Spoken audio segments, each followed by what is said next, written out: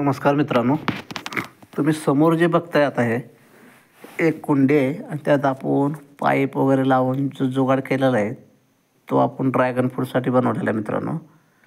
तर त्यासाठी मी एक PVC पाईप घेतलेला आहे आणि एक UPVCचा तुकडा घेतलेला आहे. वरती बघू शकता कात्या घेतलेला आहे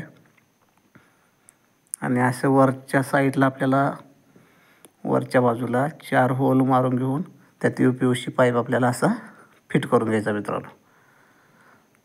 बघू शकता तुम्ही. आणि वरच्या बाजूला थोडंसं आपल्याला तारण वगैरे थोडंसं आपल्याला बांधून घ्यायचं मित्रांनो असं, जेणेकरून हलू नये म्हणून. आणि कात्या हा पूर्ण आपण गुंडाळून घ्यायचा आहे पाईपाला कुंडीच्या लेवलने. आणि खाली 4 नट आपण असा पाईप कापून थोडासा त्याला होल मारून त्या असा नट बोल्टामध्ये फिट करून घ्यायचा मित्रांनो. फिट करून घेतल्यानंतर आपल्याला हा ड्रॅगन फ्रूटसाठी एक सपोर्ट चांगला तयार होईल मित्रांनो.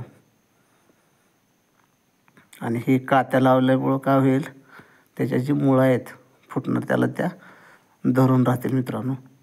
आणि इथं आपण आता त्याच्यासाठी काय काय टाकतो हे आपण बघू शकताय. बघू शकता इटाचे तुकडे आहेत, परत ते कंपोस्ट खत आहे, वर्मी कंपोस्ट. आणि हा माझ्याकडे पालापाचोळा आहे आणि ड्रॅगन फ्रूट मी घरी बनवलेले रोप आहेत मित्रांनो.